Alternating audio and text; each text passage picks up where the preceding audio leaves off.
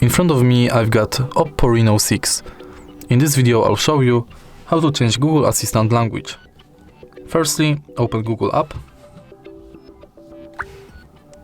tap button in the right lower corner, go to Settings and Google Assistant.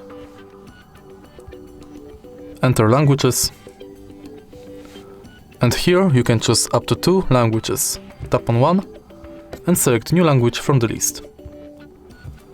And do the same thing with the second language. And it's done. If you find this video helpful, please leave like, comment and subscribe.